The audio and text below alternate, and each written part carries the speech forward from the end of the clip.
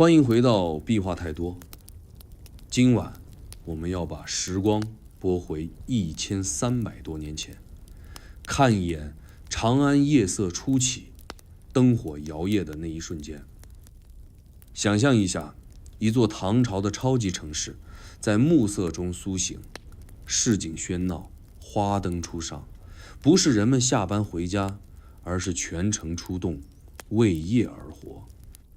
没错，今夜的故事是一段市井传奇，一条小摊背后的千年烟火，一盏灯下的暗涌波澜。在你准备放松之前，先点个赞，点下订阅吧。更需要你送出 Hype 积分来支持我的创作。感谢你每晚的陪伴。评论区告诉我你来自哪个城市，此刻几点了？现在请把灯直接关掉，一起进入今晚的故事。夜市在我们现代生活中早就不稀奇了，烧烤、摆摊儿、夜游、演出，各种夜经济新闻层出不穷。但你知道吗？早在唐代，长安的夜市就已经风靡到了一种全民参与的地步。可这事儿放在古代其实很不合理。为什么？因为从汉朝到隋朝，大部分时候夜晚是不准出门的。一个词，宵禁。太阳下山后，你出门走两步，可能就会被巡夜官兵请去喝茶，轻则罚款，重则请入牢中。古人不是不想夜生活，而是没这个自由。那问题来了，唐代为啥敢破了这个规矩？到底是哪个大聪明提议让大家晚上出去嗨了？这事儿要从武则天之后的中唐说起。当时唐朝经济走到一个拐点，白天两市不够用了，手艺人、商贩、百姓的需求开始暴涨。你白天安排再紧凑，人多了就塞不下。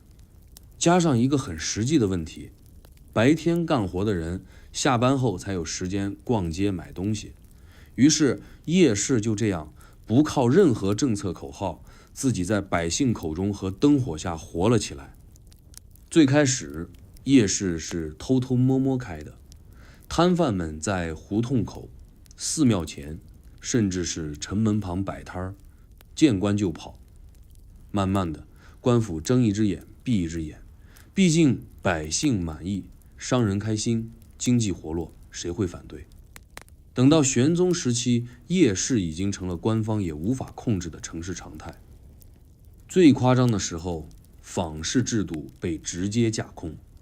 本来唐代的制度规定，长安分坊分市，每个区块有围墙，有宵禁，有门禁，按格子过生活。可这些规定对夜市来说，像纸糊的窗户，被风一吹就散了。尤其是平康坊、安仁坊这类坊区，入夜后就变身热闹市集，人潮滚滚。宫女、太监溜出来买香囊，书生官吏趁机赏灯买酒，连达官贵人都偷偷出门摆摊找乐子。没错，有些权贵也参与夜市，他们不是缺钱，而是玩身份。比如一个节度使夫人，可能就开个糊饼铺，玩票性质，看看自己卖的比别人香不香。不过夜市的点燃还有一个关键条件，技术。唐代照明技术突飞猛进，不再是昏黄的油灯，而是更亮更便宜的松枝灯、牛油灯，甚至出现了早期的提灯系统。有了灯，夜晚才有温度，也才有安全感。长安的街道不像今天有路灯，但夜市区域的灯火几乎是挂到树上的地步。有记载称，长安某坊一夜挂出200余盏花灯，夜色未央，灯如繁星。夜市的初期主打卖东西，吃的、喝的、玩的、看的都有。最受欢迎的摊位就是食摊，大碗茶、汤饼、糊饼、豆酱、糖糕，各类南北点心都在夜市开盲盒。吃货们最爱去那些传说中没招牌的摊子，因为传说里那种摊子才是御厨退休了以后开的。吃过的人一个传十，十传百，到最后摊子前排队能绕坊3圈。除了吃，夜市的氛围经济也早早发展起来。艺人云集的夜市摊口，吹拉弹唱，说书辩戏，耍猴斗犬，应有尽有。尤其是讲史的说书人，一边喝酒一边讲薛仁贵征东、鸿福夜奔，或壁画太多贫道理这些听了会上瘾的故事，一讲就2个时辰。观众席地而坐，边吃边听。有时官府还得出面控制人流，防止踩踏事件发生。而你以为夜市只是民间的事，不，皇帝也看在眼里。唐玄宗李隆基本人就曾微服出巡，看夜市的热闹。传说他化名李17，带着心腹宦官逛平康坊，在一个糖画摊前停了很久，连夜写诗一首：灯下唐影如金线，甜入人心解尘寰。虽不知是否为真，但至少说明夜市已经从非法存在变成了不可忽视。但凡兴盛，就会有风险。夜市开放的背后是秩序的试探。宵禁制没彻底废除，夜市只是默许，但偷鸡摸狗、顺手牵羊的事也越来越多。夜市里的小偷有时比摊贩还专业，你看他在给人包糖，其实顺手牵走了人家的腰包。于是夜市也诞生了一种新职业——保镖。很多武艺之人就在夜市兼职当行户，收点保护费，顺便卖艺。也有女性快手出没在人群中。不过这一切混乱的背后，其实是唐代城市管理的一次下放式实验。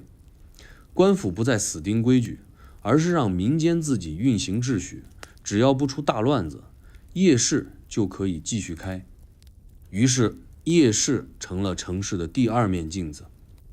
白天你是一个书吏，晚上你可能是个摊主。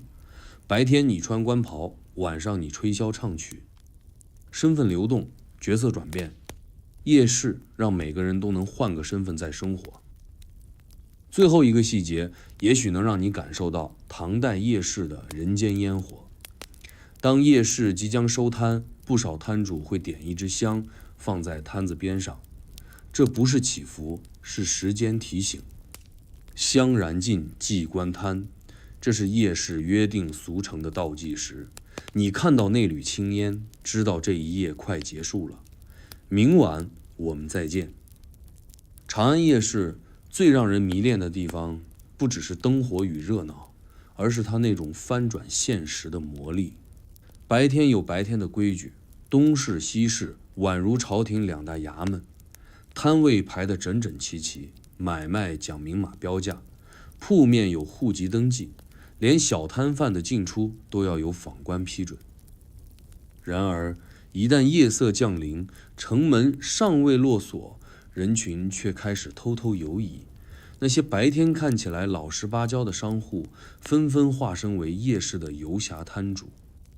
白天的条条框框，到了夜晚，就像被一口锅热油噗的炸开，全都没那么重要了。唐代长安有东西2市，分别位于城东与城西，是官方设立的集中交易市场。东市偏向文化消费，多书坊、画铺、香料、珠宝，适合中产与士人。西市则是多民族融合区，胡商云集，外来货通通在这里落地生根。白天这2个市场各有其官吏监管，坊门日升日落，严格开关。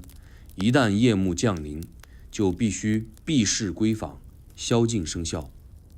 这些制度是延续自隋朝的都市管理传统，为的是治安、稳定、户籍管理和便于税收。但问题是，纸面上的制度是制度，市井人的生活有他自己的节奏。夜市就像水从缝里钻出来，不依靠制度自发成长。它不是集中在固定位置，而是流动，是活的。长安百姓最常去的非官方夜市，主要出现在几个热点区域：平康坊、安仁坊、升平坊、开元坊。这些地方有一个共同点，靠近主要交通要道，又不在贵族区的正中央，属于管起来太麻烦，但热闹起来又不至于闹出人命的地段。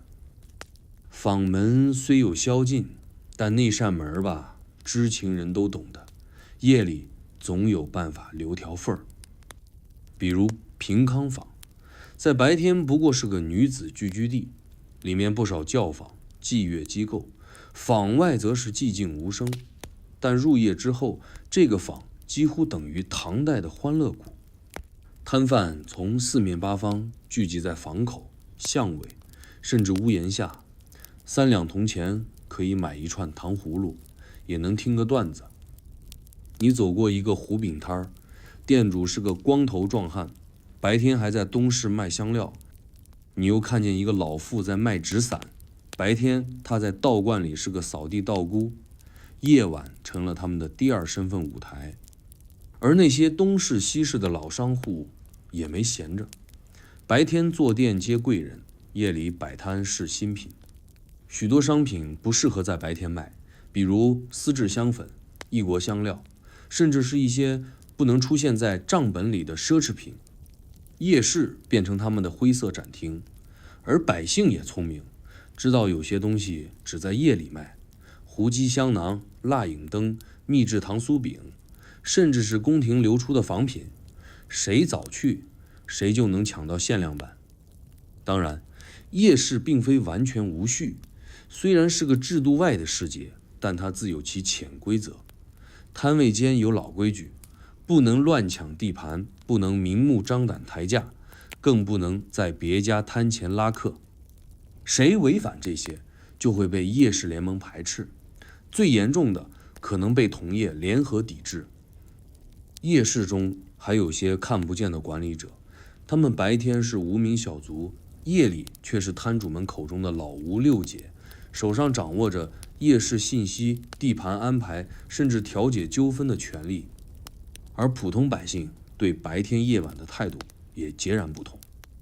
白天上街是为了生活，晚上逛夜市是为了做梦。夜市让他们从身份的牢笼里短暂逃脱。不管你是贩夫走卒还是书生富家，在夜市你可以不谈出身，只问好不好吃，讲不讲价。还有一个特别的现象，很多白天不敢公开露面的边缘人，比如流浪艺人、亡命书生，甚至是某些躲避追捕的江湖人，都混迹于夜市。他们用才艺换几个铜钱，也换一点呼吸空间。而最有趣的是，有些人反其道而行之，专挑夜市做正事儿。某些医者摆摊义诊，某些书生摆地摊卖诗，甚至有相士在夜市成名。说得准到什么程度呢？连官员都来排队求签。你可能在一个街角看见一群人围着一个小摊，摊主是个头发乱糟的老头，他一边写字一边喝酒，嘴里念念有词。原来他是在帮人夜捕，专挑夜晚来占运气。人家说白天太吵，只有夜晚才是天命流动之时。这种日夜秩序的对调也引发了一些文化人和道学家的不满。他们说夜市扰乱风气，让人贪玩废学，但也有不少人为夜市辩护。名士白居易就曾在诗中写过：夜市千灯照碧云，高楼红袖客纷纷。他不觉得夜市是堕落，反而是市民自发文化的一部分。事实上，很多文学作品、民间传说，甚至是口耳相传的笑话、段子，都是夜市传出来的。你或许以为这种夜市只属于下层百姓，其实不然，贵族子弟、世家小姐也会微服私访。他们会带着丫鬟小厮，换上便衣，在热闹中买几串糖画，看一场皮影，顺便听听坊间风声。这不是放松，而是信息收集。长安是个实际风大的城市，一点风吹草动就能引起朝野波澜，而夜市正是最敏感的地方。一个醉汉随口念出宫中传闻，第二天就可能出现在文人的诗里。最终，夜市的成功不是因为摊子摆得多，而是它满足了一个古人从未拥有过的幻想：晚上可以自由活动，而且不为生计，只为快乐。它给了城市一个喘息的窗口，一个交换欲望的舞台。于是，白天的事和夜晚的事，像镜子的正反两面，共同构成了唐代都市的完整轮廓。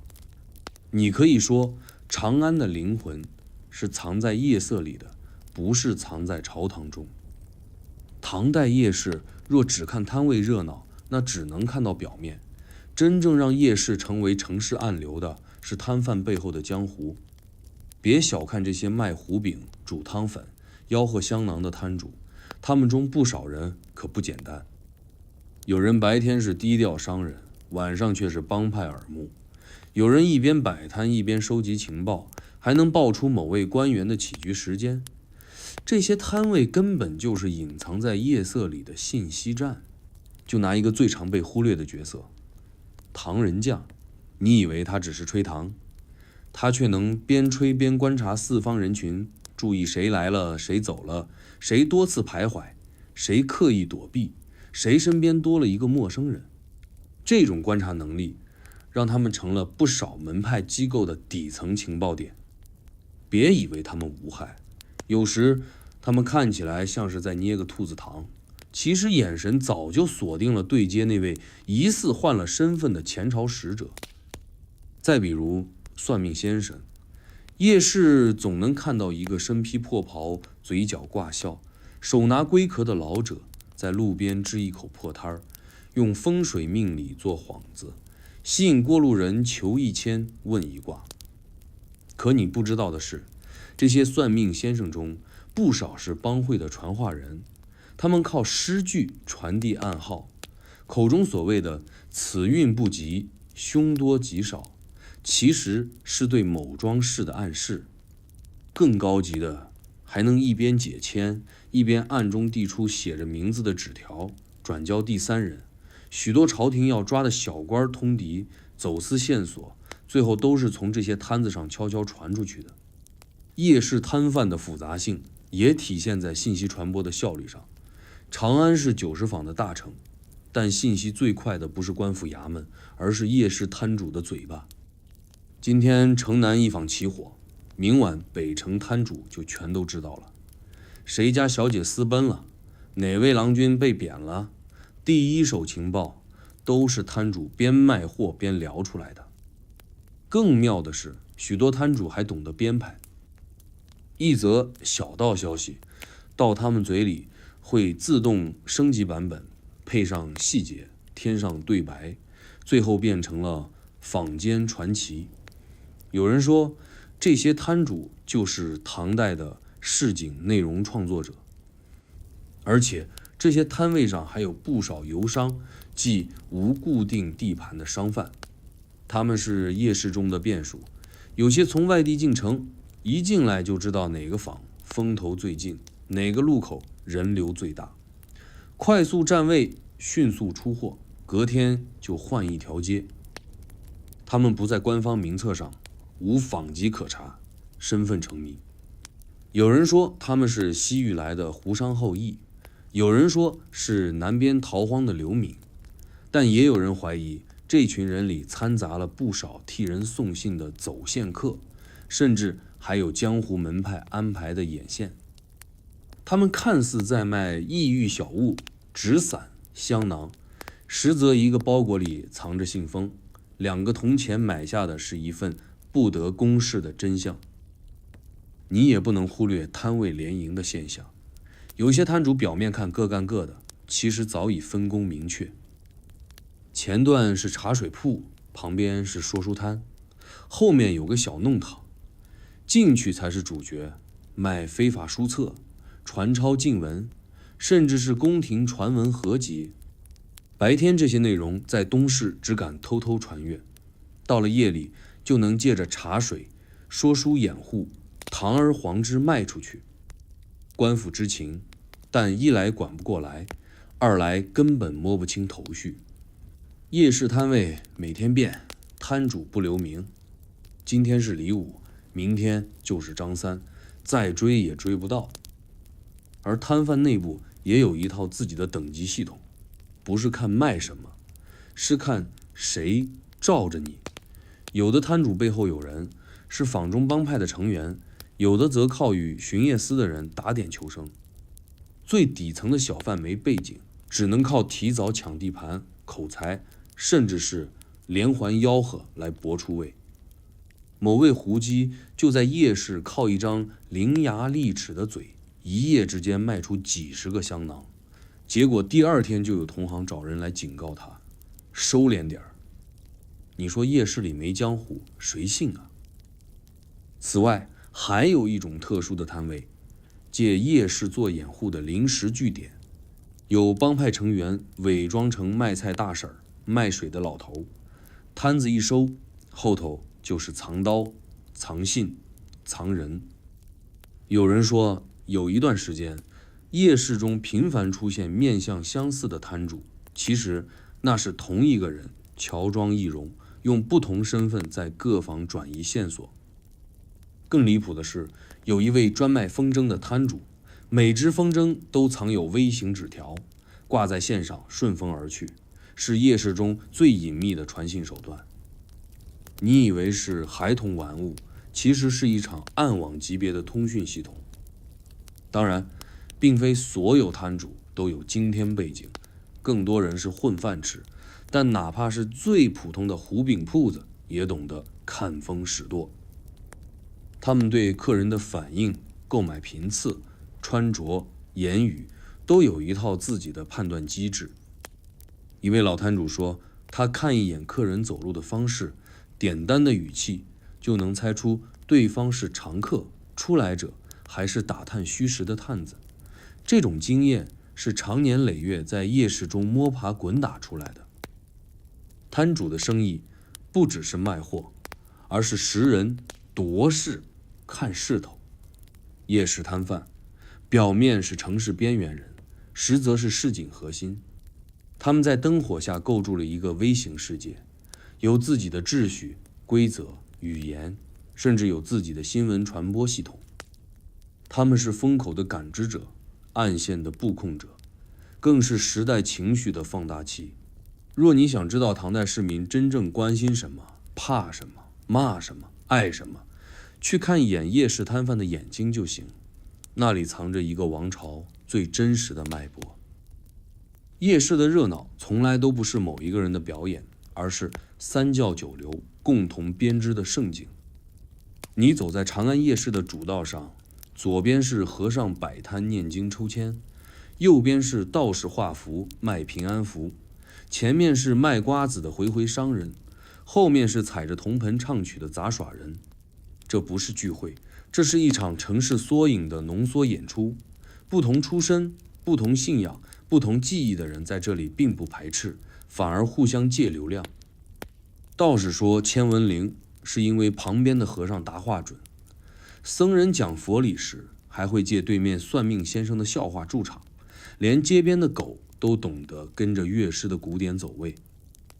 长安夜市是一个光与声交错构建的立体城市舞台。宗教人物在夜市从不缺席，他们表面是传教，实则是高段位的场控高手。比如道士穿一身青袍，脸上永远挂着你命不简单的表情。他们不进庙门，而是主动下访，摆一张小桌，2只香炉，3张符纸就能开业。香火钱可有可无，重点是吸引目光。有位叫张须白的流动道士，专挑夜市灯火最盛处搭摊。他的卖点不是法力，是讲故事能力。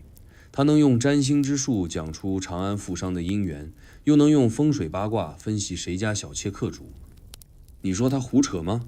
偏偏有次城北大火，张道士提前3天警示北火南风，旺宅不保，结果应验得准。顿时他摊前排队的贵人比坊门口还密。和尚也不甘落后，佛门清净不等于与世隔绝，尤其是在盛唐时期，佛教与市井的结合已然自然。某些寺庙甚至有专人负责夜市讲法团，专门下访讲经、募捐、布施。一位名叫慧宽的僧人，每晚在升平坊街口讲一段因果报应故事，边说边配鼓，听众围一圈，连小孩都听得目不转睛。他的业力故事每段结尾都留个伏笔，逼得人第二天再来。这种讲经方式说是弘法，其实更像一场连续剧。他讲的不只是佛理，是让百姓把烦恼装进别人的命里去看。当然，最让人拍手叫绝的是那些江湖杂耍人，他们是夜市真正的灵魂发动机。一位名叫小黑叔的独角艺人，靠一根竹竿走遍长安18坊。他的节目不复杂，踩竹竿翻转，口中说段子，夹带调侃时政，再扔出2颗糖球送观众。他的摊位永远最吵，但没人赶他，因为他后面有一条3层人墙，都是围观群众。他笑称自己不是艺人，是夜市的风向标，哪里不热他就往哪里去，哪里没人他就把人吆喝来。他是活招牌，也是一张活地图。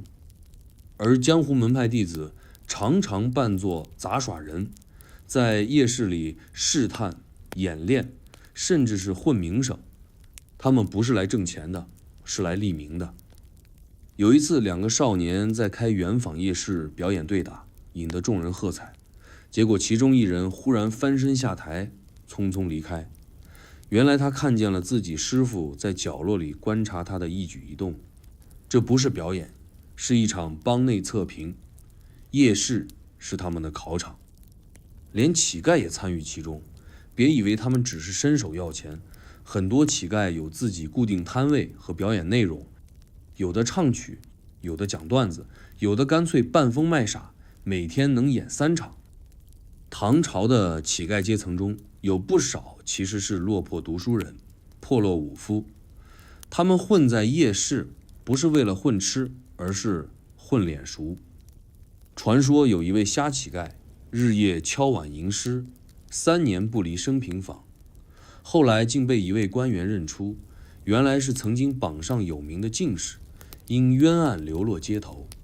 再后来，那人被重新举荐，故事被改编成戏文，在夜市唱了7年。而宗教与江湖的共处，并没有你想的那么紧张。夜市的宽容度极高，道士可以和僧人比，谁的签文更灵，杂耍人也能在和尚面前表演醉酒拳。甚至有道教弟子与胡人商队一起摆摊，卖香火贡品与外来护身符同框销售。夜市不管你的来路，只看你有没有去，哪怕是口音不正的外来人，只要会说话，能互动，照样混得开。尤其在节日夜，夜市简直是3教9流嘉年华，每一条街像是剧情副本，每个摊主像是 NPC， 互动满格，随时触发任务。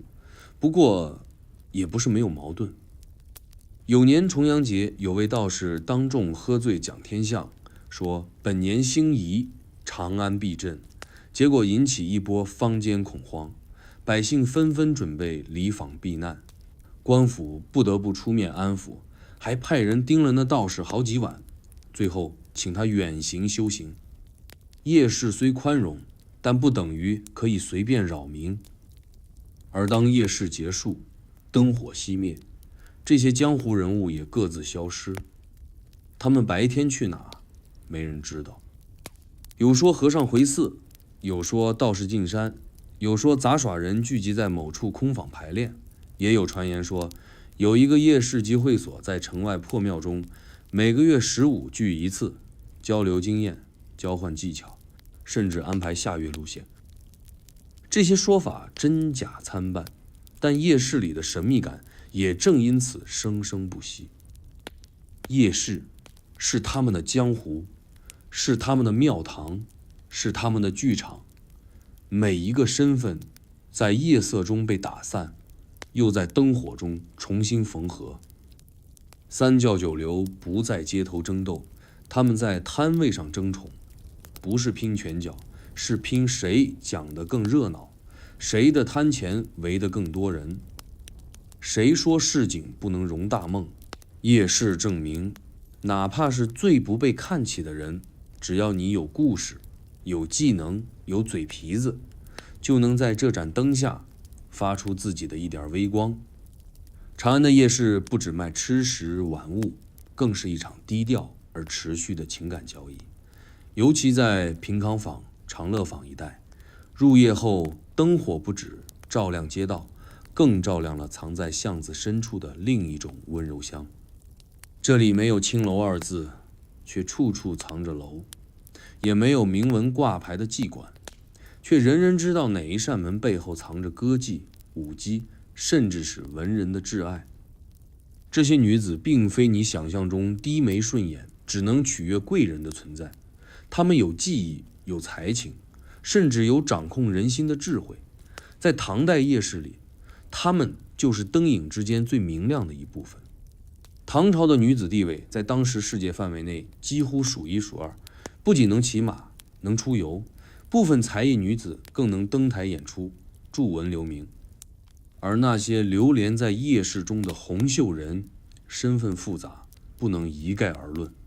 有的是教坊司官妓，为官方节庆表演；有的是私访歌妓，归属商贾家中；也有真正独立营业的女子，租个小楼，自设茶座，以唱为媒，以诗为引，不一定有交易，但绝对有故事。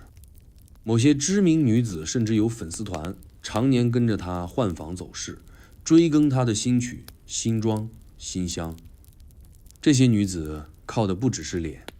长安最有名的一位夜妓名叫魏秋，她不唱流行曲，不跳胡旋舞，却在夜市上以只讲故事闻名。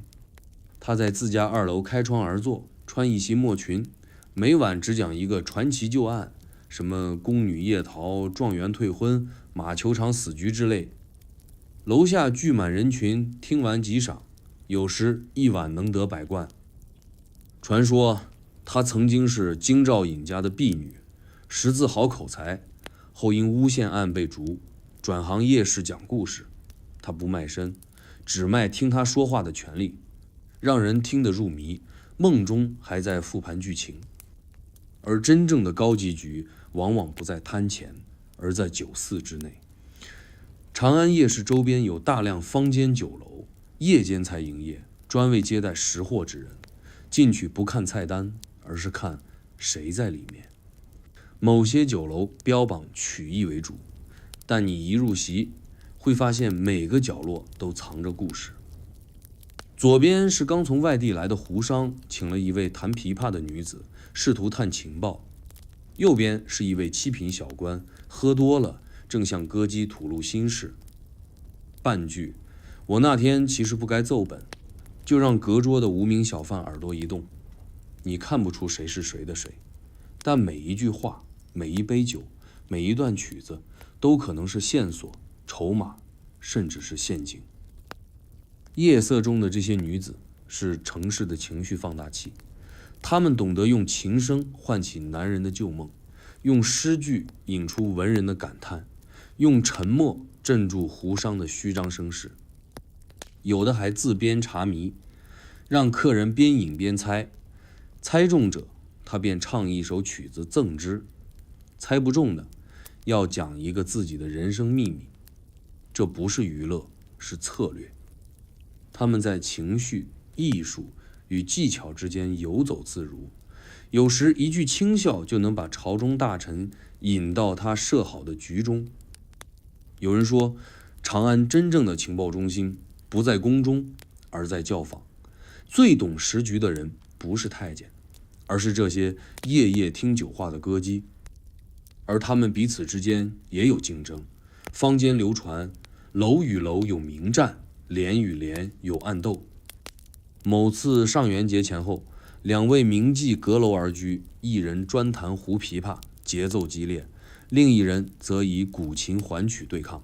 2个声音在夜市上空飘荡3日，坊间称之为琴战。结局如何，没人记得，但人人都记得那3晚夜市的气氛比节日还热闹。他们不用吵架，曲调便是武器，音色就是刀剑。当然，并非所有女子都能决定自己的命运，也有不少是被家中卖来，被迫为生。夜市成了他们唯一能掩盖伤口的地方。他们笑得最甜，说话最轻，转身后却默默点香祈愿。有位名唤子儿的女子，每晚唱曲前都要点一支檀香，说是为爹娘祈平安。她不收香火钱，但客人若送一支香，会被她记住名号。她说自己只记真心之人。3年后，她因一场火灾丧命，留下满楼香灰。坊间百姓自发为她立碑，碑上无姓，只写一句：此处曾有人香中留名。而那些真正掌控全场的女人，则更让人惊叹。有位女主人名叫杜青罗，开设一家夜间茶肆，自称只待客不应情。她店内挂满书画雅物，进门者必须先赋诗一首，不合格者谢绝入内。她自己不出面，只在2楼透过珠帘观人。传说某位节度使假扮商贩去他店里，被当场识破，还被当众点评。此人诗粗气虚，目中有忧，不宜久留。谁也不知道他如何识破，但从此后他的茶肆声名大噪，被称为女平市。连文人都要自觉修炼后才敢登门。长安夜市中这些女子，不是红颜祸水，更不是附庸风雅，她们是文化的缝隙，欲望的投影，权力的回声。她们用一个个眼神，一个个故事，一段段音律，连接了坊间与朝堂，市井与宫廷，柔情与阴谋。她们懂得审时度势，也懂得在众生喧哗中为自己留一席清静。他们从不自称英雄，却在夜市之中留下了比许多男人更深的足迹。有人说，长安夜市的灯是他们点亮的，这话半真半假，但无论真假，每一盏灯下都曾有他们的影子。夜市最热闹的不是摊贩最密的地方，而是那些灯光昏黄、香气微浮、外头挂着帘子的2楼雅间。人们口中的夜宴，从来不只是为了吃点好菜、喝点酒，而是城市中那些有权者想要权的人、躲避权的人，在深夜里的另一场角力。长安夜市的酒楼不是饮食地，是策略场。谁在里面坐得最久，谁的话能留到最后，谁就更接近主角席位。你在坊间看到一处楼宇灯火通明，门外不见门童，却有车马远停，那多半是今晚有局，而且是大局。唐朝中后期，地方节度使权力日益做大，朝廷中枢对边地控制力开始松动。这时候，地方与中央之间的联络不再单靠公文驿传，而是通过这些私宴。夜市成为隐秘外交的温床。一位节度使新上任，会先让心腹带些特产来到长安，先打通几个有话语权的官员，然后设宴请他们于酒楼试菜。菜是真是假无所谓，重要的是话说得顺不顺。席间谈风月是套路，谈赋税才是目的，而且绝不能在白天谈。这类事只能藏在夜色里，藏在醉意中，藏在那些听不清的话缝里。最著名的夜宴之一被称为13楼夜局，发生在贞元年间。当时长安东市某酒楼突然于冬夜点满花灯，楼上聚集数位朝中实权官员，连京兆尹都出现在其中。据说这场宴会由一位自称湘南行商的男子设宴，但实际上他是某边疆军镇的谋士。目的就是打探朝廷对其主子立节度使名号的态度。宴会中有人唱曲，有人作诗，有人斗茶，但字字句句都暗藏玄机。最惊险的是其中一段品香游戏，这名谋士故意放出一缕名贵沉水香，并说：“此香来路复杂，京中不易得。”某官员接过后随口答道：“我府中刚送来一批，倒也不是稀奇。”这一来一往，一句表忠，一句试探，局中人都心领神会。这一晚之后，那位商人离京，不久之后，他主子被朝廷默许，正式升为节度使，明面无照，暗里有意，这就是夜宴的魔力。更复杂的是，夜宴往往不止一层，表面上是权力交锋，背后还有感情拉拢、宗族结盟，甚至是利益分账。有一次夜宴上，一位书判官席间故意多饮3杯，醉眼朦胧中向主客自报：“其实府中那件案子我本不想管，是你那位才子说得动我。”全场顿时一静，这才知道这场饭局之所以能成，背后还有一层写诗的交情在作保。原来另一位不在场的文人以夜赠诗一首为交换，让这位判官低调处理了某桩隐案。这不是吃饭，是信任的测试，也是筹码的放出。而女性在这种夜宴中也扮演重要角色，不是酒士，而是听话人。她们往往不多言，只在角落听、看、记住谁先动筷，谁中途沉默，谁酒后多话。有些歌妓出身的女子后来成为重要谋士的耳朵，不在朝堂显身，却是消息收集的主力。他们在夜宴中做的不显眼，却知得最多。更有甚者，有女子凭借多年听局经验，能准确预测哪位官员将落马，哪位将升迁。他们不靠通神，只靠耐心听、冷静看、机灵记。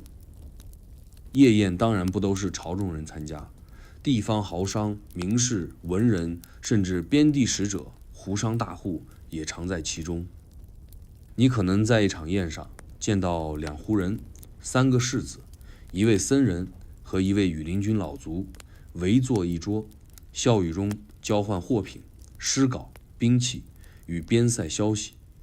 有人称这为夜市五胡局，是唐中后期多族共处的缩影。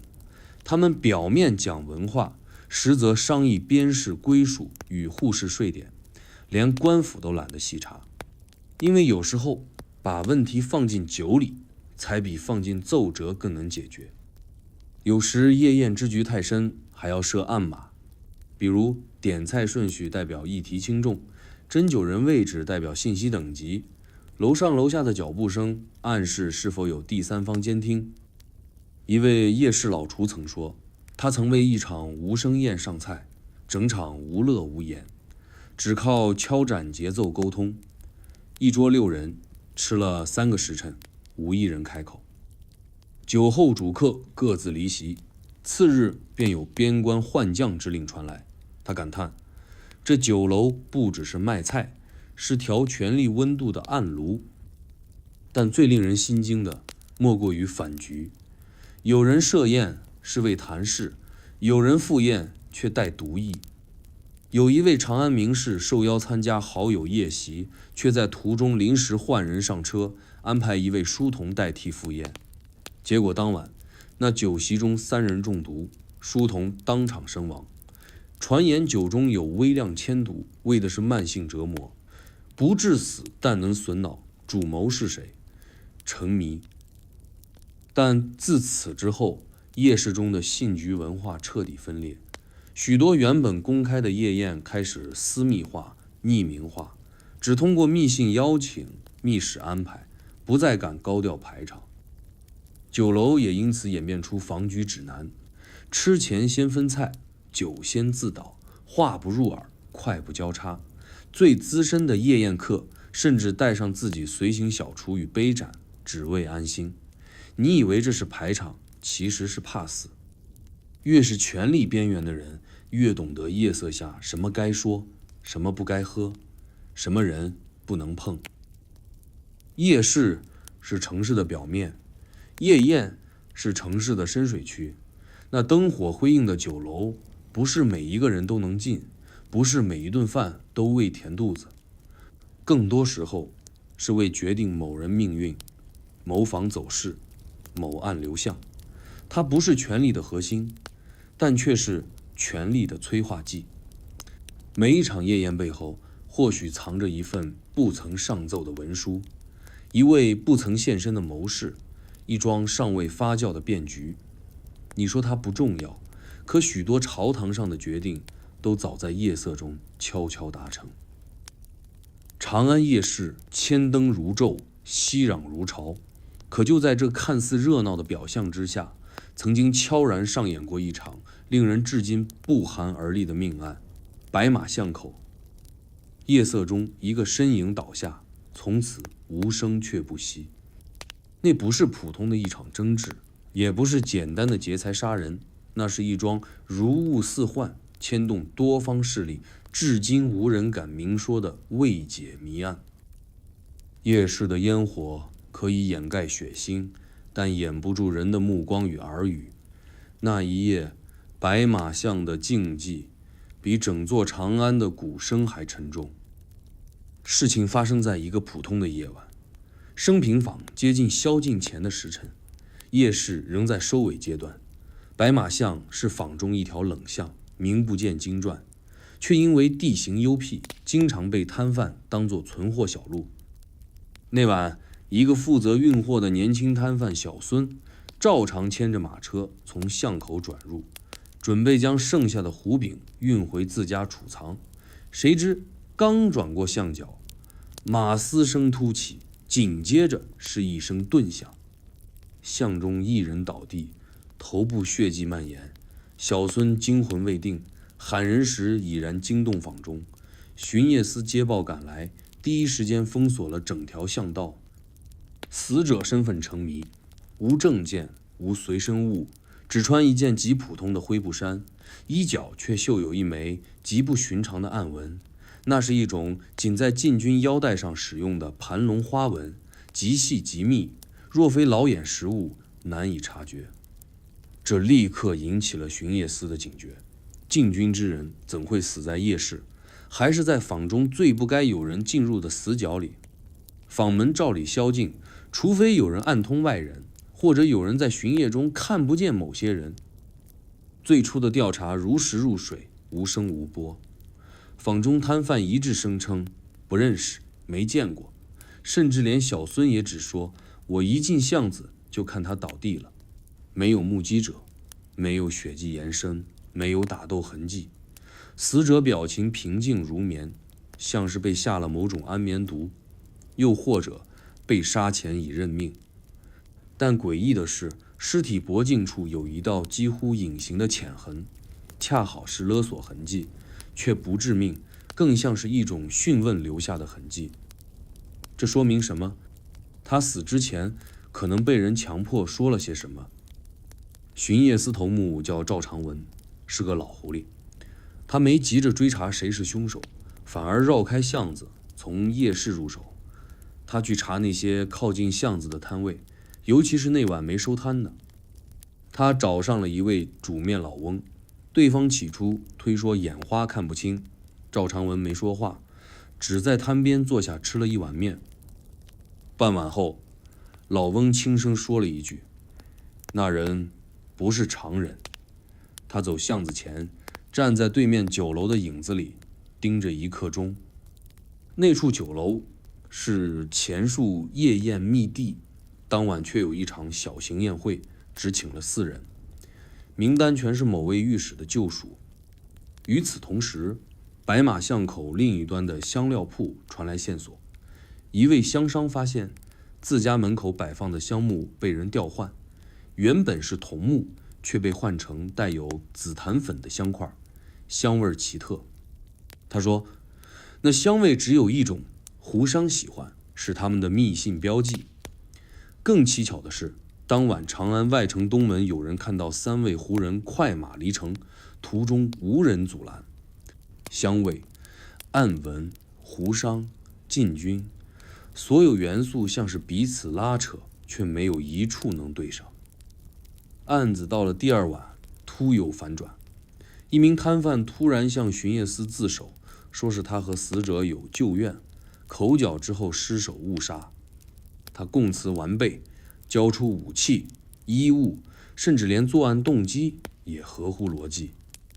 巡夜司开始按程序结案，但赵长文却面无表情。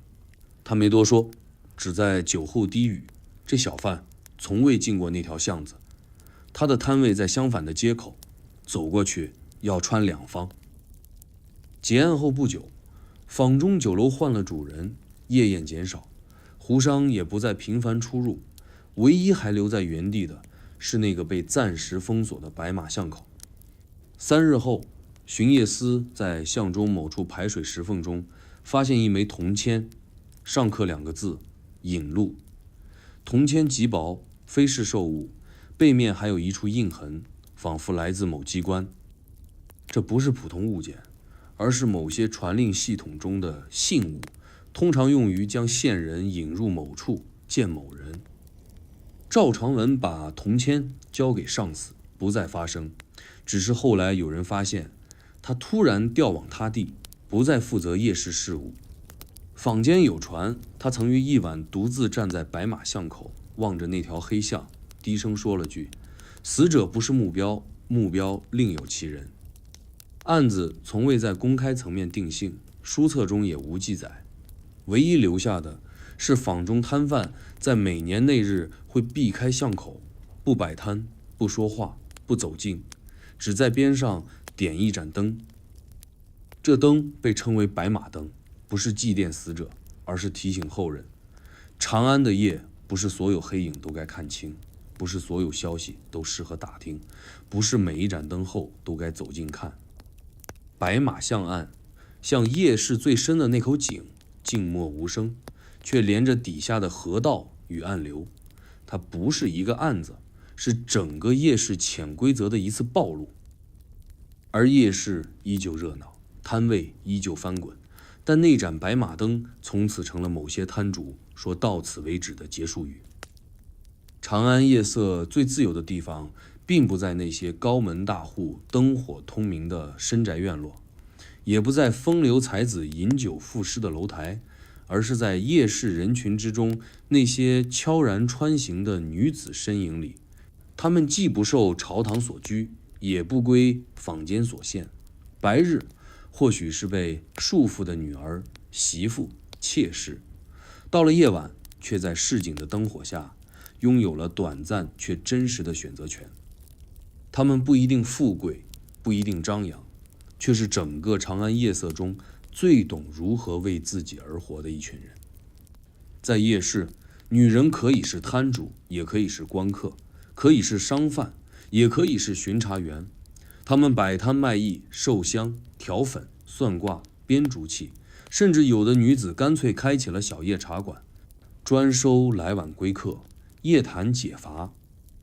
最知名的就是问安茶馆，茶水免费，只要你坐下就要答一个问题，可能是你今夜为何来迟，也可能是你心中藏着谁。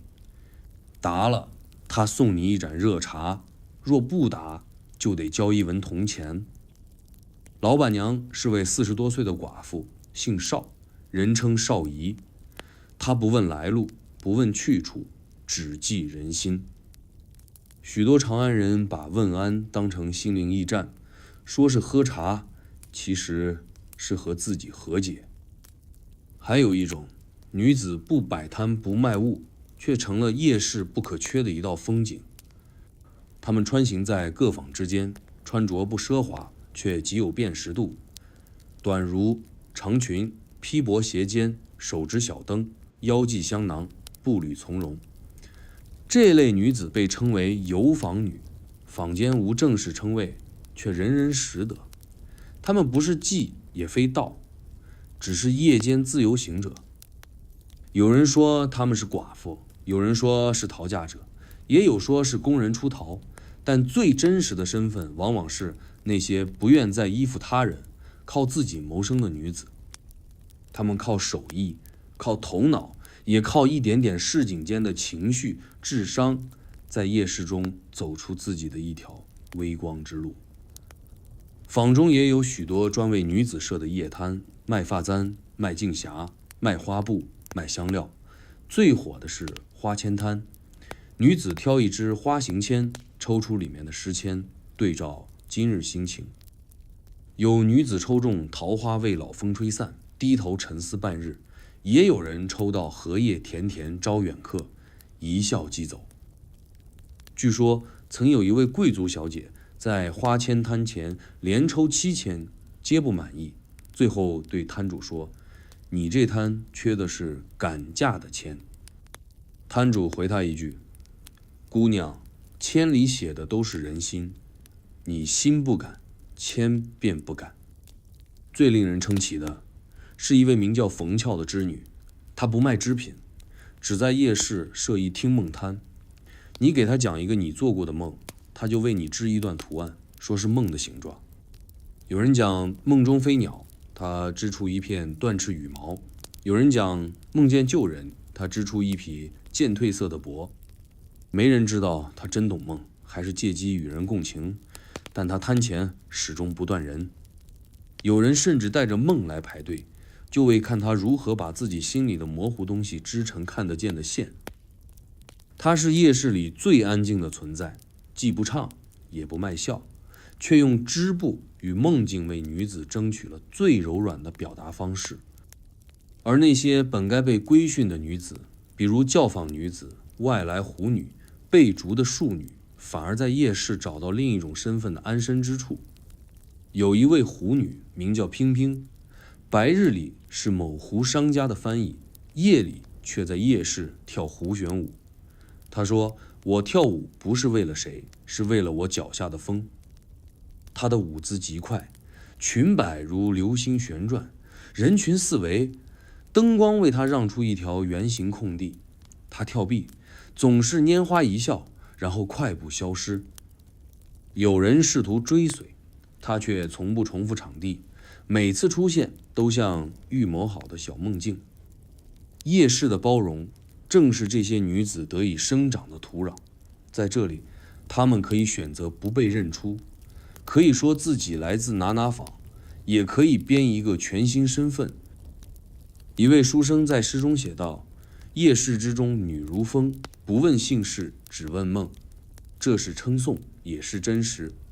女子在夜里有了自由，但这自由也并非全然无害，也有陷阱，也有追逐，也有被冒犯与欺瞒。因此女子之间也会互助。若见陌生女子受扰，便会走近搭话，假装是旧时，带她离开。这是夜市女客的默契守则，没有谁教，却代代相传。你若问当时女子为何愿在夜市中游走，答案其实很简单：白天太重，夜晚轻盈。白日是名字、身份、职责，夜里则是笑声、节拍、微风与花灯。他们不需解释来处，也无需规划去向，只需一双轻鞋、一枚灯笼，便能穿越市井人潮，把属于自己的那一点自由从混沌中取回来。有史学者说，唐代女子活得比后世更像人，这话虽夸张，却不无道理。而在夜市的灯影之间，这种像人的状态更是活生生地被呈现。他们有不安，有期待，有聪明，有伤痕。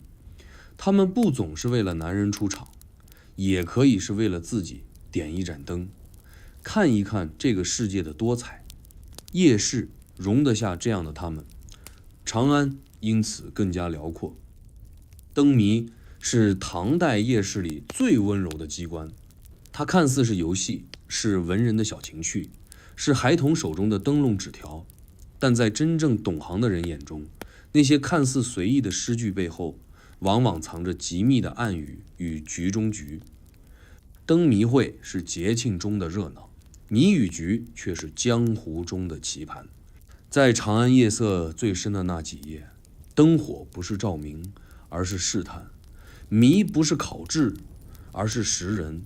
一问一答之间，是派系在对话，是信息在流动，是一场极静默的交换。上元节是灯谜局的高峰，每到此节，长安城中几大坊市便会举办公开灯谜竞答，由文人、教坊妓、士子、胡商共同参与。表面看是城市文化盛事，实则在那一盏盏写着诗词的彩灯后，有人为测试对方是否为己方的人，有人则用一字一句引出某些隐藏身份的答案。例如某年正月，升平坊举行大型千灯谜会，一名书生摇摇晃晃地走到灯下，指着一个谜说：“千门万户曈曈日，独我暗窗思故人。请问故人是谁？”这一句其实是套话，真正的谜不在字面，而在灯下暗藏的小竹签。那签上写着飞燕归西，而这5字恰是某江南帮会的变动指令，传达的是一个人已经转投敌营。这样的灯下传令非常隐秘，通常由熟知《诗经》《易经》与朝堂典故的人设谜，一盏灯挂上去，不说破，便无人能察觉其中深意。而接头人必须在限定时间内回答，快了录破绽，慢了被看疑心。一问一答之间，必须既像是巧合，又不能真的全是巧合。有一次，某摊灯上写“竹外桃花3两枝”，本是一句寻常春意诗，结果隔壁灯下忽然有人笑出声，这不就是张将军家墙外的花吗？一言既出，众人皆愣。原来这句话正是那年张将军府的应急暗语，在场者只当作玩笑，但3日后，张府大门紧闭，10余人被密捕，夜市再无那摊灯谜。灯谜局中还有一类更隐秘的存在，借谜杀人，不是下毒，也不是刺杀，而是通过谜语引导某人自曝身份，或诱导其踏入某个设下的陷阱。有一回，长乐坊挂出一灯，谜面是“金口玉言，腹中藏鬼，答者见风不动”，谜底是蛊，人人皆猜无果，独有一位披毡胡人站出：“此乃讥讽中原官府之物，我不答。”话音刚落，便有4、5人从房口悄然退场。后来传出，那谜面其实是某地下反对组织对潜藏线人的清洗用局，若有人正面答题，便被视为不可信，而这位胡人恰恰靠拒答逃过一劫。除了诗谜，还有物谜与灯谜演变题。物谜常借道具做引子，如一盏香灯中藏一粒针，谜面是细如风骨，藏于柔光，答对者可得香囊1枚，但这香囊内藏小纸条，内容非公所能见。有年节间，一位市井郎中在谜局中胜出，得香囊后打开，竟发现其中写着：“太原军急缺药食，车至潼关时以几名押获。”一纸寄件，他从一介医贩成了西北军梁县的命脉人物。这些谜局的组织者，有的是江湖人，有的是教坊女子，更多的是在朝不得志的文胆。他们不俱权，却有才，不能上朝，却能治局。他们用诗词玩转暗语，用灯火布下局棋，不发一兵一卒，却能令1人死1人活，一地动。一位被贬的前史官，后来转入坊中设谜摊，谜题总带晦涩政治寓意。某日一灯挂出，古寺无人问落叶，唯有老僧识前因。3日后，某位高官被弹劾辞职，坊中低语，那僧便是他。而灯谜局最大的魅力在于，你永远不知你是否正参与其中。你以为你只是走过，猜了一个答案，说了一句玩笑，但或许在别人眼中，你已经在某个阵营站了队。你笑说，灯下之谜最是浪漫，也许隔夜便被人记下名讳。夜市摊主、巡夜兵、卖糖小贩、毒房伙计，每个人都可能是某个谜题的出题者或答案。而你是否说出口，是否答得巧，是否表现过度，都会被放大。但也正因如此，灯谜成为夜市最让人上瘾的环节。它给人一种幻觉，人人平等，人人可答。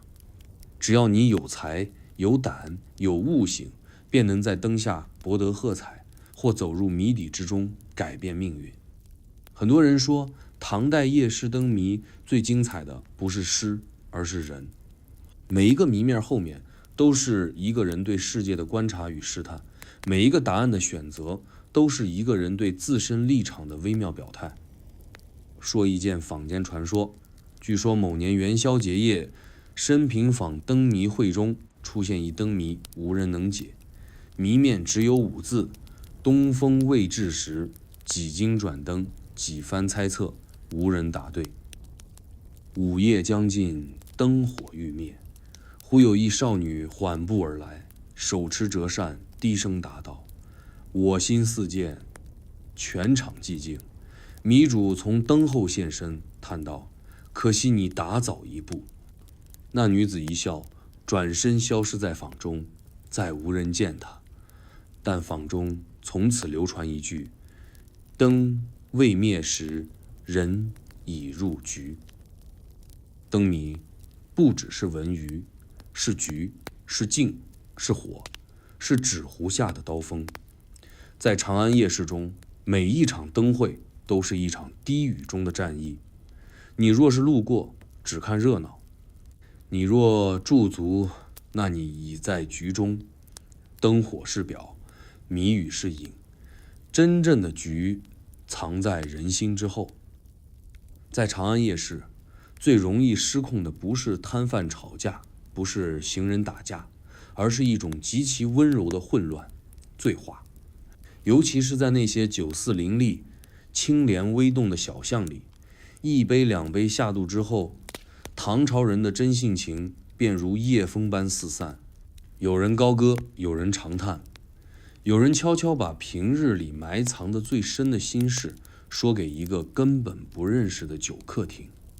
而在那些看似无意间的交谈中，往往藏着权力的裂缝、秘密的泄露，甚至是一场未曾预料的风暴前兆。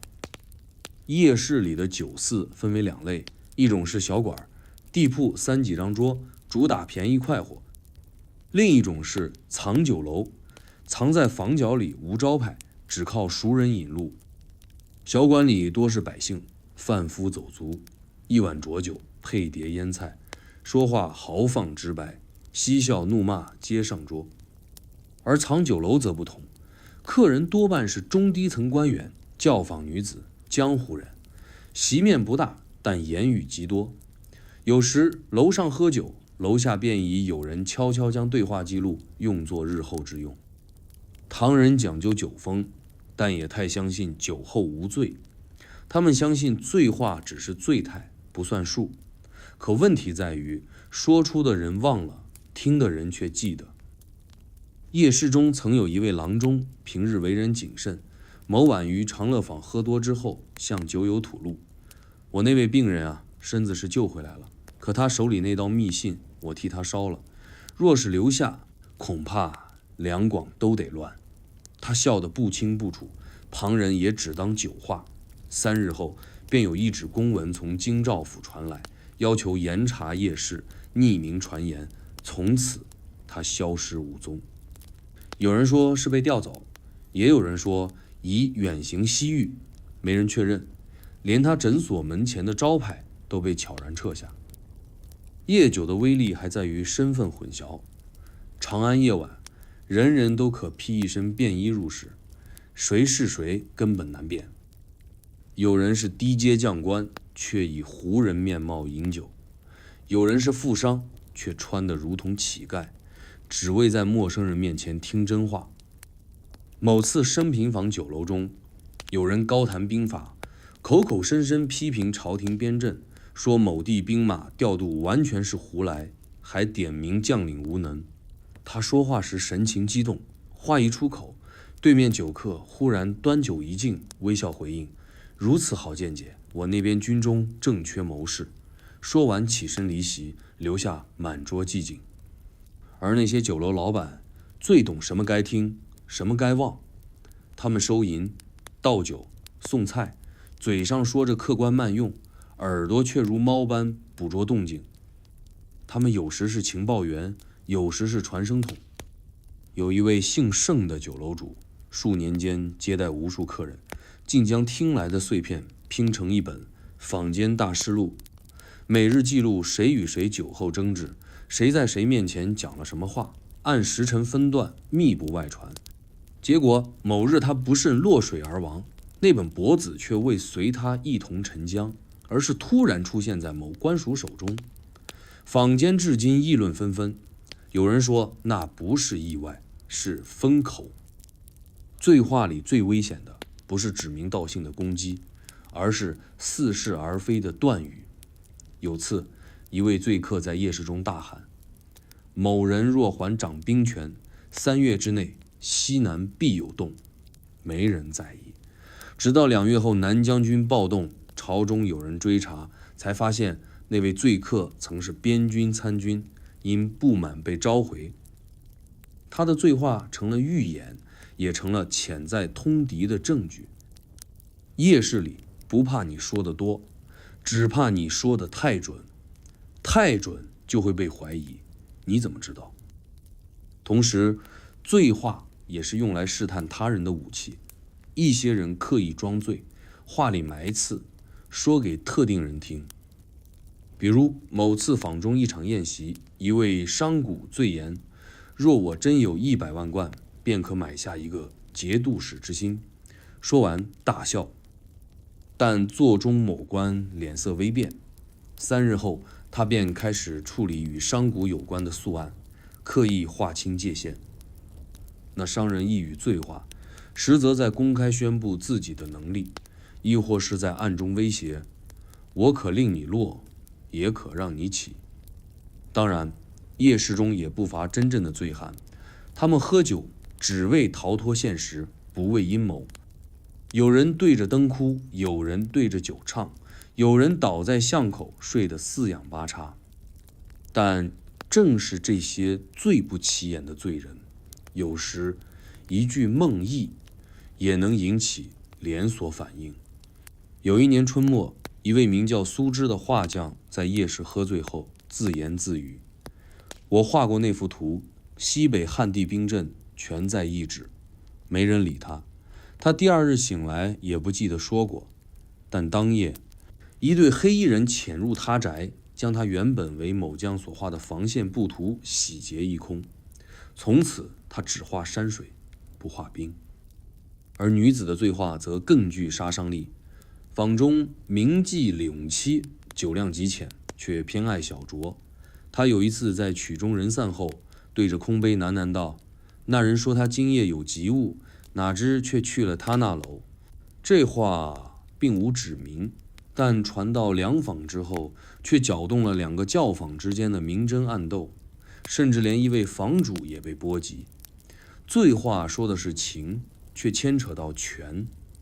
女子的醉话往往不正面发难，而是留痕不留名，后劲更足。夜市的酒不烈却浓，它不只是入口话3分寒，更是将一座城市最真实、最隐秘的声音放大、溢出，再悄然散去。你可能只是路过，听见一句醉话，但你若留心，会发现那并不是胡言乱语，而是某个局、某个事、某个心思未明的人的潜意识。它未必重要，但在权力微妙的长安夜色中，一句醉话就可能是千军万马前的细微战鼓。所以酒楼里常挂一联：夜雨虚防耳边风，醉语不敌墙外听。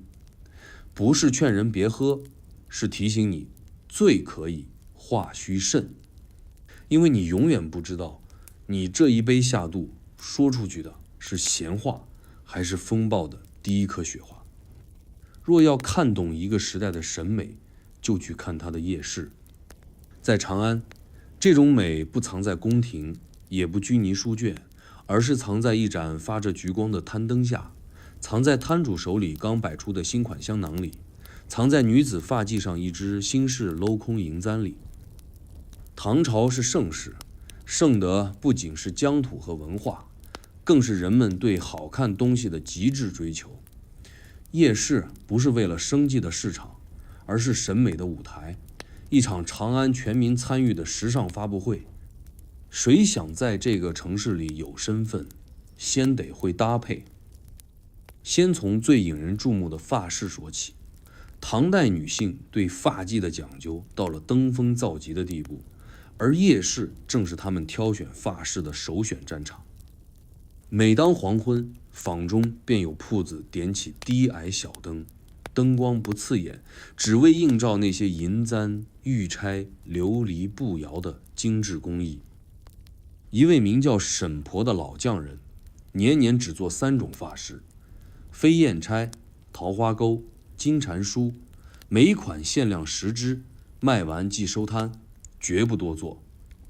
他说，人爱独一份的东西，才肯花心思佩戴。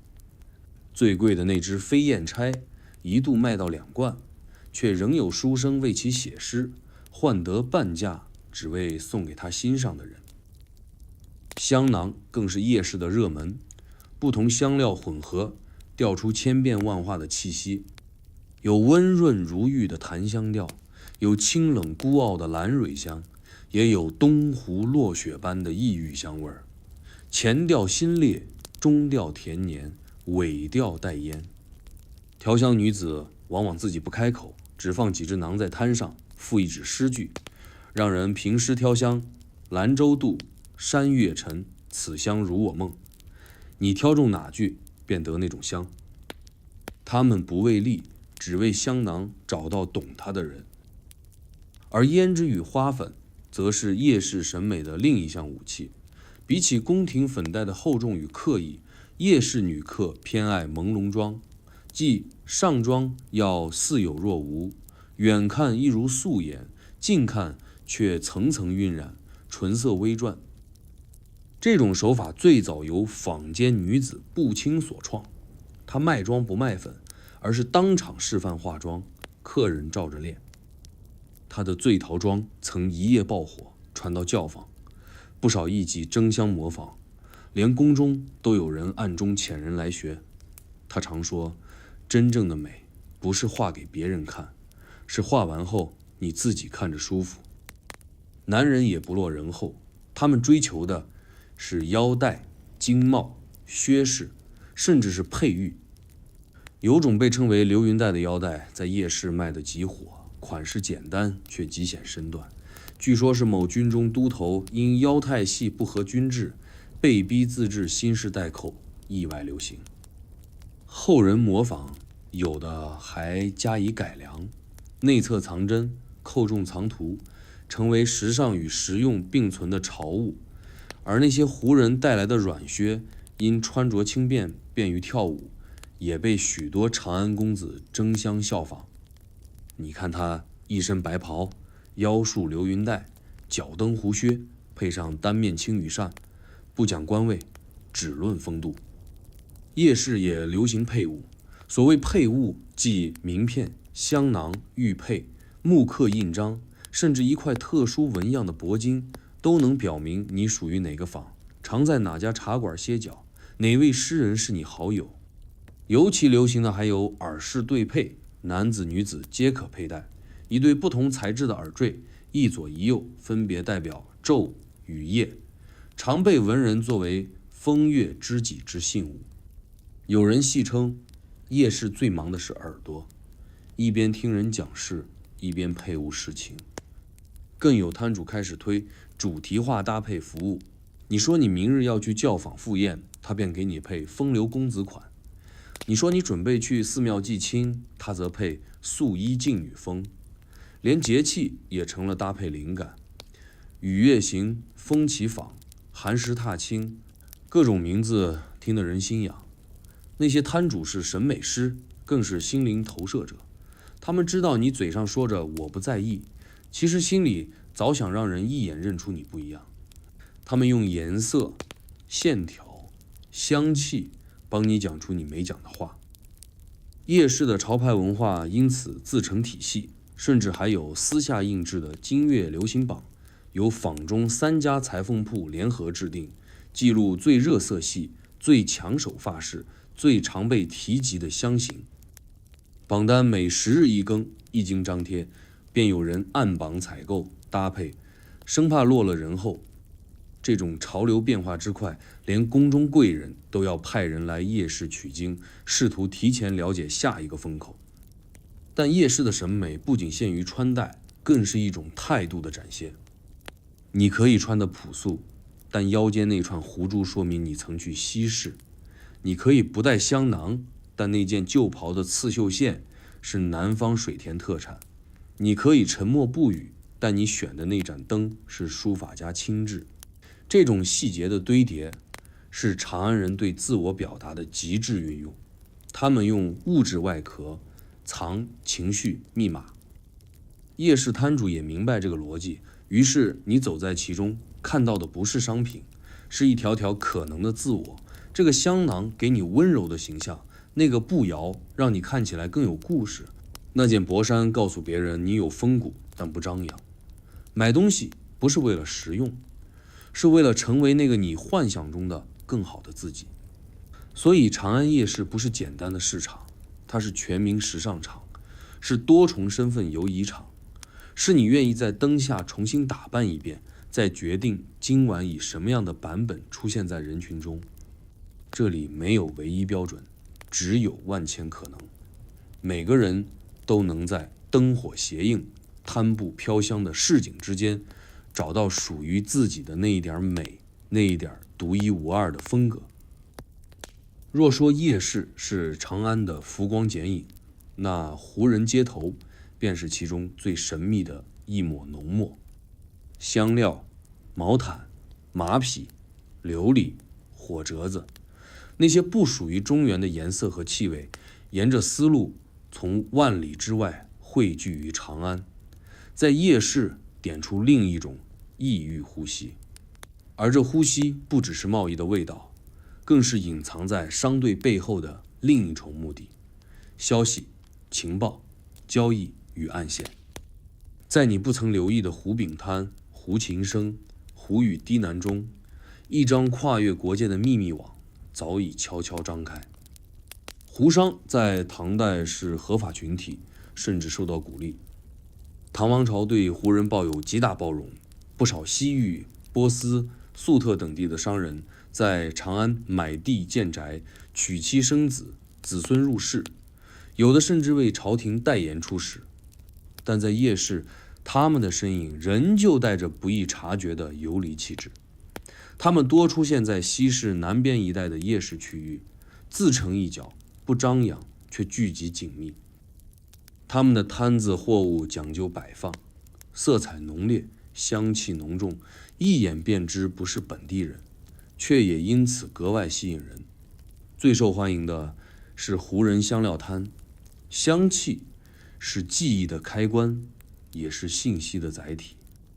一位波斯商人阿帕里常年摆摊于安仁坊街角，每晚准时点燃小炉，炉中焚的是混有梅药与龙涎香的香膏，他说是招客，实则是点号。熟悉他的人会在香气最浓时靠近，低声说上一句：火山雪停否？若阿帕里回以星子尚寒，那便说明路通货稳，消息可传。这不是问天气，是一组早已约定的代码。一个味道，一句话，便能完成一次敏感的信息传递。胡人之间的交易也极具层次，表面是香料丝绸，背后却可能夹带货币信息、军情密报，甚至外交试探。某次夜市中，一位吐火罗商人在摊位摆出2串同款琉璃珠，区别只在其中一颗略带赤纹。知情人会知道，这颗赤纹珠是南路通使的象征，代表一位正处在离任边缘的边将以私下向外通商。摊主并不亲自说话，只等识货之人主动来问价，问得对的人才能解锁这层消息。更隐蔽的是以乐声传译的手法，一些胡人艺人在夜市表演胡琴或鼓舞，旋律中混入特定节奏，有人听是音乐，有人却听得出节奏是否含有变拍信号。某夜，一位胡琴手在升平房演奏中忽然多加一拍，台下坐着的几位看似分散的胡商齐齐起身，借机散开。第二日，晨曦传出一位押运使者神秘迷入于郊外，半晌回城后再无详述，没人知道之间有无关联。但那晚的琴声被人称为诗拍夜。胡商中也有不少翻译型人脉，他们身在中亚，长于中原，说得一口标准官话，同时熟知边地口音。他们能在一次简单交易中判断对方来自哪族，是否属熟人，是否有用。他们是桥，是饵，是嘴。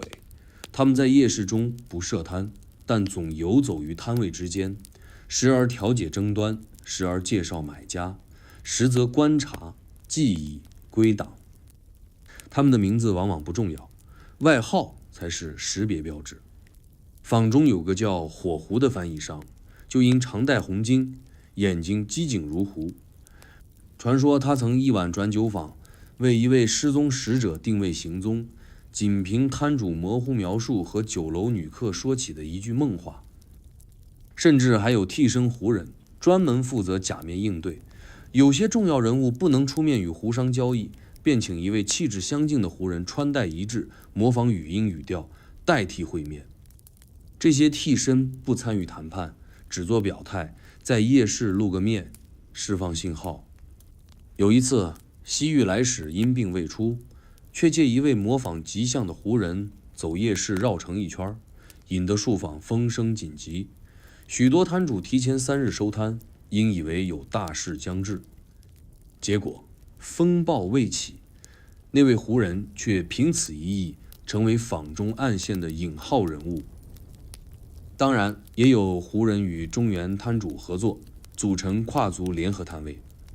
其中最有名的是雁湖双摊，一卖纸伞，一卖铜镜，看似无关，却共享顾客，共享账本，甚至共享小道消息。他们摆摊之处，常有官员私下来访，不为购物，只为做一客，听一听今日谁来谁走，谁多问了几句。有人笑称，你想知西域之事，不必去西市，来这儿听2句便知。而在节日时节，胡人夜摊更是夜市风向标，胡饼、胡舞、胡语对联成了异域风体验热潮。不少贵人子弟特意装扮胡服混入其中，只为体会那异族气氛，甚至模仿说几句不标准的胡话，被摊主笑称软口东胡。而胡人摊主乐见其成，越热闹生意越好，消息流动也越快。你以为你在消费风俗，他们知道你正释放身份。不过不是所有胡人都参与其中，也有一些选择远离消息线，只卖物不传话。这些人多半经历过家族覆灭、故国战乱，只愿在异乡安身。有人卖毯，一坐就是1天，只说3句话，厚的10文，薄的5文，不讲价。却有人说他摊下藏着的是父兄旧物，厚薄只是象征。他不卖物，是在守某种联系。直到有一天，一个来自西域的老妇人握住那块最旧的毯，久久不语。他点头收摊，再不回来。坊中摊主说，那是旧誓言已还。胡人街头是长安夜市里最独立又最渗透的存在。他们表面是摊主，是艺人，是商旅，但在更深一层的城市脉络中，他们是风，是饵，是刀柄，也是钥匙。他们在夜色中穿梭自如，不以身份为限，不以国界为障。他们不属于这里，却早已成为这里的一部分。夜市因他们的存在而多了世界感，而长安也因夜市中的这群胡人而拥有了一种穿越边界、跨越语言的共谋沉默。节日是夜市最会用力过猛的时刻，平日热闹一分，节日便放大10倍。长安人不是为了过节才逛夜市，而是为了夜市才期待节日。每逢上元、中秋、寒食、端午，夜市便提前3日躁动，铺子亮起前所未有的花灯，摊主改口吆喝全新套语，连街头巷尾的犬吠都带着兴奋。纸伞与烟火便是在这样的节庆中，从普通生活的装饰品跃升为夜市中最具象征意义的节庆仪式物。纸伞摊永远是节前最早排队的地方，不是为了遮雨，而是为了借行传情。坊间女子会在伞面写诗、画花，甚至绣一角香囊送给特定之人。有位名叫花池的女贩，手艺惊人，能在伞面画满百花不重样，还擅长藏字余文。曾有一位书生收他赠伞，次日发觉伞骨藏着小纸条，上书竹影携时，请入生平。他如约而至，竟在坊口遇上多年未见的旧识，从此一段姻缘成就。纸伞因此成了传情载体，甚至有商人专门开伞信代写业务，为口拙者解难，写得好还能加价。而烟火便是夜市的灵魂炸点。唐人夜宴不放烟火，那不叫过节。坊间制火匠人每至节日便进入战备状态，提前数月准备火药、材质、引线，手工缠制，不容有失。最受欢迎的是升空连爆与连灯坠火2类，前者腾空3响，最后喷出5色星屑，寓意3生3世好运来；后者落地成花，燃尽不息，象征心愿不灭。有房主豪掷10贯银，只为在中秋夜生一组龙腾四海图形，火树银花，引得整条坊市人潮爆满。节庆时节，夜市也变得集体化，以往各摊分布，各自经营，而节日则统一装点，统一开灯，有时甚至设主题。比如一次重阳节，升平坊设登高登阶，全街摊位需设2层台阶，顾客登阶后方能选物，寓意节节高升。这种设计感让夜市在节日宛如换了张脸，不再是寻常烟火，而是一场城市共创的视觉盛宴。孩子笑着奔跑，老者坐着评说，诗人在灯下即兴题词，艺人在路中舞剑演乐，像把生活撕开一角，专为节日放光。节日夜市也是最容易触碰旧情的时候，许多分离之人会选在节夜相会。坊间流传一句话：灯下再见，不问归期。你见一女子站在桥边，手持桃花伞，面上不语。不远处一男子举着酒壶，缓步靠近，不打招呼，默默并肩。片刻后，他转身离开，他才缓缓将伞收起，朝坊中走去。这种无声旧识在夜市极常见。节日只是借口，灯火是引路，情感才是夜市最擅长调动的戏码。节庆之夜也是摊主的创意之夜，平日售物，节夜卖去。有摊主设灯谜转盘，10文转一次，谜题通关即可获奖。题面多含节日习俗与坊间传说。有铺子推出飞花令赌局，看谁对诗快，应答稳，胜者得花饼，败者赏取。更有摊主自制情绪箱，用味道模拟情绪。薄荷清寒如秋意，桂花温甜似归人。客人选香，不知是选气味还是选记忆。孩子是结业主角之一，夜市摊主多为他们设灯笼试灯，教他们点火、看影、试走路。有匠人做出能动的走马灯，一点火，纸马沿轨道奔腾。小孩笑声直冲坊檐。也有传说灯摊，讲一段故事，送一盏灯。故事多是坊间怪谈，旧时旧事。有一回，一位老者讲乌衣巷传说，听哭一排孩子。末了，他递出一盏写着别怕的小灯，说挂这灯，梦里也有路走。结业夜市不仅照亮了街道，也点亮了人心。百姓在这里暂时卸下身份，只做节中人。他们不再是义夫、官吏、商贩、寡妇，而是灯下的欣赏者，火光中的参与者。有人一整年都不出家门，只在节夜现身，披一件旧衣，戴一只铜环，走在人群里，看不出谁是贵贱，只有共赏烟火的喜悦。同时，节夜也是政治软场，官府常借节日夜市示好百姓，拨银射灯，开放宵禁，组织演出。一年元宵节，京兆尹亲自出巡，步行入市，听民间艺人说段子，吃一碗街边汤饭，被称为隐形夜市，成为坊间佳话。还有一次，寒食节，数位文士于灯下设席，向百姓即兴讲《离骚》《古文观止》，竟引发小规模围观潮。百姓听得拍手叫好，临了竟自发赠粥给他们，说是以粥谢书。这种文化与民心的交流，夜市是最佳舞台，节日更是最热节点。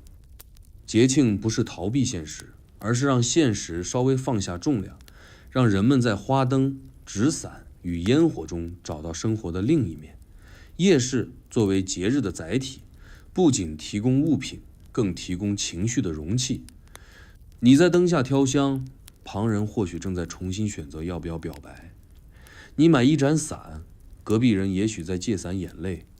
你以为你只是走一遭夜市，其实已经参与一场千人情绪的集体舞会。夜市节夜是长安最温柔的叛逆，它不喊口号，不讲纲常，只在千灯万影中让人忘却现实，让情绪放胆，让城市暂时成为每一个人的梦。你走出夜市，可能忘了买了什么，但你一定记得烟火升空时那种突然涌上来的想把人抱紧又不敢说出口的情绪。长安夜市最深的那层热闹，从来不是百姓的叫卖声，也不是湖上的香火气，而是那些不说话的眼睛。灯火如昼之下，有那么一批人穿不显眼的衣裳，说最平常的话，走最不起眼的路线，却始终在看。他们是巡夜司，是访卫，是禁军散员，是那些明里保安、暗里监听的权力之眼。他们不是来逛夜市的，是来维护它不出格的。市井的自由得来并不容易，它背后有一个看不见的规则之网，而那些看灯的人正是这张网的截线者。巡夜制度始于前朝，唐代将其系统化，尤其是长安这种旧石坊构造，夜间秩序必须有人维持。巡夜司便是这一套体系的运作中枢，表面上是防火防盗，实则包揽了情报收集、身份盘查，甚至暗中执法。夜市兴盛之后，这一机构权力更大，每晚子时至3更，市坊之间至少有1队巡查，配灯3盏，着装简朴，分散巡逻。最核心的一条准则就是融入夜市，不引人注意。你可能跟他擦肩而过，只当是路人。你可能买过他摊上的糊饼，其实那不过是个钓鱼点。他们的记录习惯极为细致，每日巡夜后需暗访汇报流动摊数量、可疑言论、陌生面孔、坊中异常。尤其是在节日前后、换季之时、朝廷有变时，更是加班不止。一位前巡夜员回忆，夜市中最怕不是吵闹，是突然安静，不是人多，是熟脸缺了。他们对正常的标准极敏感，谁突然换了货，谁突然不说话，谁总向某一方向看，都可能成为警示。最简单的一条判断标准叫频次规律，一个摊主若突然出现的太频繁或消失太久，便会被列入暗查名单。更细致的是潜因巡查，即便不靠耳朵听，他们也能从人群中的行为判断是否有话不该说。巡夜司专训过灯下唇语，可借远距离观察判断口型内容，同时配合脚步幅度识别技术，研判一个人是否慌张或戒备。有人说这太夸张，可你若真在夜市里喊一句节度使今日好像没露面，就会在不久后发现有2个不认识的人在你摊旁翻看手工香囊，目光不离你3尺。夜市摊主其实早已习惯，他们知道谁是巡查者，虽不点破，但会用一套默认语言互动。比如见他们来，自动把摊位两边让宽3尺，叫开眼道。若巡查者不说话，只扫一眼摊子，摊主便低声说：今夜风淡货轻。这不是谈天气，而是汇报今晚人不多，未见异常。若真遇事，摊主会点3次油灯，再默默将小旗从摊头收起，那是关闭观察点的信号。巡夜者会接替观察，摊主装作避事，躲到后方。城市安全并非完全靠强制，而是在这种极细腻的默契中维系。当然，并非所有巡夜者都一板一眼，也有老油条，在巡夜之余会顺便买饼喝酒，说上一句这香粉不错，也是暗示没问题了。也有少数人被收买，闭眼不管，或私下泄露动向。夜市最忌讳的就是眼中盲，若权力之眼失明，那市井秩序便随时可能倾斜。坊间曾有一次禁夜风波，某节前一连3夜无巡夜队出行，结果引发数起盗抢、摊位冲突，连夜市老匠人铺都被砸。事后查出是有人刻意拖延出勤，替人清场。自此之后，夜市每坊增设影巡艺人，专盯巡夜者是否尽职。夜市也不缺逆言者，即反侦者。他们靠故意吸引巡夜注意，让同伴在另一方向完成交易或传信。最经典的一例是翻摊术，一人在东口与巡夜者起争执，引来5人围观，另一人在西头迅速调换2个摊面，将原本藏有竞品的摊位伪装成卖香瓜。巡查完回头一看，只觉方才认错。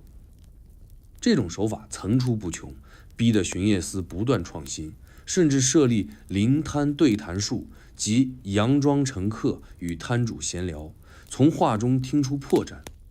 更高级的是灯路识别术，每位巡夜者手提的灯形状微差，不同款式代表不同权限与所属。熟悉的人一眼便知来者是查话的还是查物的。而某些心思细密者甚至学会模仿灯饰，制造假巡查，趁夜扰乱坊间。曾有人用假灯骗得一夜摊位清空，以为要查税，事后发现乃黑帮设局，一夜收走10数摊的银钱。自此后，巡夜者每次上岗都需持硬性照灯，以防混乱。但无论巡夜者如何变换身份，他们都明白一点：夜市的本质是动的，不能死守规矩，只能与它一起呼吸。他们不是要管死每个人，而是让这个夜市维持在刚好不乱的状态。太严，百姓不愿出摊；太松，黑市滋生。巡夜司真正厉害的不是刀，而是判断力。判断谁是真吵，谁是假打，谁是情绪溢出，谁是蓄意搅局。夜市这盘棋，巡夜者不是棋手，是裁判，有时也必须是临时的落子者。最隐秘的一次眼中局发生在某年的上元节。那晚灯如海，夜市人如潮，坊中忽有人高喊：坊口有囚犯出逃，众人惊乱。巡夜者迅速封锁五口，设3层巡线。5更时分，确认虚报，却有人悄悄从南角巷撤出，一人未拦，行踪被彻底掩盖。事后方知，虚报正是计划的一部分，为的是换斩出行，用烟火高亮吸引目光之际，调包出城人。这一次，巡夜者一败涂地。而当夜参与巡查的副司长从此调往西域，带着半句也未公开的警惕言：夜市靠灯活着，巡夜者靠暗撑着。他们不期待被感谢，也不在意被识破，他们的存在本就该像灯影之后的阴影，有时清晰，有时模糊，有时让人忘记他们存在，却又在你最不留意的时候站在你身边。长安的夜市之所以能自由而不乱，动而不崩，是因为有一群人在你看不见的地方，用看不见的目光织着一张看不见的网。夜市的终章没有鼓声，也无告别，它是在一夜又一夜灯火中慢慢消退，在人们习以为常之后悄然告别的。没有人确切知道是哪一夜开始，那些摊位变得稀疏，那些熟悉的吆喝声渐渐少了。某位主堂老汉忽然换行，某家香囊摊没再挂灯，某条小巷彻底沉入黑暗。长安的夜似乎依旧亮着，可那份夜市之魂却已悄然归去。夜市的终结从来不是一纸禁令，也不是突如其来的大火，而是一场无声的散场，是一群人默契的不再来了。许多文人都未曾记载夜市如何衰败，他们记得它的繁盛，记得它的香气、灯影、诗词和歌姬，却少有人提及它的告别。可坊间摊主记得，某年春后，西市夜巡忽然改制，坊门宵禁提前，摊主只得赶在天黑前收摊。再后来，巡夜者频繁盘查，一晚3次，卖糊饼的都得报名号。再之后，有传言说坊主之子在夜市饮酒丧命，于是全城夜宴被限，乐伎遣散，灯笼禁售，坊口更设夜禁人息之榜。夜市开始一片萧索。政策是一方面，更大的转折来自于战事。安史之乱前后，长安虽仍为都城，但动荡与流民的涌入让夜市成为不安分之地的代名词。官府担心夜市藏人、传谣、通敌，于是开始逐步压制、限制摊位、限制时间、限制货品。最初是取消胡商夜市资格，后来变成全坊宵禁制度回归。一道道看似合理的政令，却将夜市慢慢推入了历史深巷。那些靠夜市吃饭的摊贩被迫转型，有人白日摆摊，有人转做苦工，也有人干脆离开长安，寻求新出路。最讽刺的是，曾经将夜市推向高峰的贵人也开始弃市保身。他们担心在夜市说错一句话被记录，担心与教坊女子过密被人上奏，担心夜宴成为案卷证据，于是夜宴减少了，密会移入私宅，秘密改由信笺传递，夜市成了低阶之地。没有了贵人的支持，夜市很快失去庇护伞，坊中铺主不敢再摆摊，怕的是被牵连，连市民也逐渐不来，怕的是在夜市出现本身就被视为闲杂之人。而一些真正爱夜市的人，那些书生、摊贩、艺妓、说书人、香匠、制灯人，他们也曾试图挽留。他们尝试在白日复刻夜市，设午市灯坊，以昼灯代夜灯，以午茶代夜酒，以午梦代夜游，可气氛始终不对。夜市之所以动人，不只是卖与买，而是夜本身的包容、暧昧与自由，是人们暂时脱离白日身份，卸下角色，成为一个名字也不重要的人的短暂停靠港。而这一切在阳光下全无可能。还有一些人不甘心，转战至城郊、小道、寺后空地，形成所谓野市。这些野市无官方记录，无固定巡查，更无稳定摊位。他们像夜市的幽灵，在城市边缘游荡，灯火微弱，氛围疏离，但依旧顽强的存在。直到更多战事、更多限制、更多城门关闭，连这些夜市残影也被彻底驱散。最终，长安的夜彻底静了下来，坊门紧闭，宵禁严行，灯不再挂，歌不再起，人们从此习惯了夜晚只是用来睡觉的现实。坊间最后一次完整夜市的记录，是一位老灯匠的笔记。他写道：今夜灯照三坊，客约300，旧人来者50，新面皆惶惶。吾收摊之际，耳中不闻吆喝，心知事将息。他没有抱怨，只是悄悄写下那天用掉的灯油，卖出的花灯种类，以及自己饮下的最后一碗温酒。后来他远去洛阳，再无消息。夜市没有留下纪念碑，也无人为他写墓志铭。他像一场梦，不知何时开始，不知何时醒来。他留下的不是建筑，不是制度，而是那无数个夜晚里，人们曾在其中成为另一种自己的痕迹。每一个说书摊的掌声，每一只香囊中的诗句，每一盏灯后藏着的心事，都是夜市存在过的证明。夜市走了，长安还在，只是从此之后，夜再也不是那盏盏灯中生动的夜，而只是通向天明的一段空白。故事说到这里，我们已经走完了一整条长安的夜市路。此刻，你或许已在心中回到那灯影斑驳的石板路上，看见摊主低头捻香，看见舞者旋身而起，看见那个讲故事的老人笑着收灯。长安的夜已远去，可我们仍记得它曾在1000多年前明亮的、热烈的存在过。也许历史不会为夜市立碑，但我们今晚的梦或许可以。现在，让一切声音慢慢静下来吧。愿你梦中也有一条不熄灯的街，一盏不散人的灯，一个不曾终结的事。晚安，夜市。